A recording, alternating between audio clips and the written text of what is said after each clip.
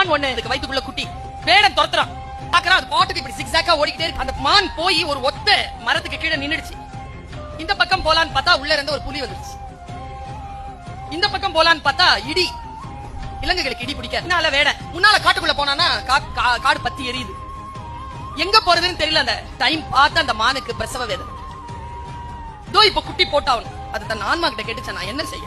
ஆன்மா சொல்லிச்சாம், உன் கடமை இப்பொழுது குட்டியை ஈனுவது. அந்த கடமையை மட்டும் செய், மத்ததெல்லாம் பாத்துக்கலாம். குட்டி போட்ட அந்த வினாடியில அந்த வேடன் நெருங்கிட்டான். அது குட்டி போடுதுன உடனே அவன் மனசு என்னமோ பண்ணுச்சா, அப்படி நின்ற வினாடியில புலி அவன் மேல பாயிறதுக்கு வந்துருச்சு. புலி வேடனை துரத்திட்டு போயிருச்சு. இந்த பக்கம் இடி இடிச்சதுல மழை பெஞ்சது. மழை பெஞ்சதுல காட்டு தீ அடைஞ்சது. இது நேரா குட்டியோட காட்டுக்குள்ள போயிடுச்சு. இயற்கை என்ன சொல்கிறது?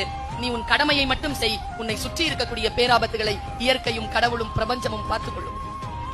நாம் கடமையை செய்ய தவறுகின்ற பொழுதுதான் எல்லா துன்பங்களும் நமக்கு வருது.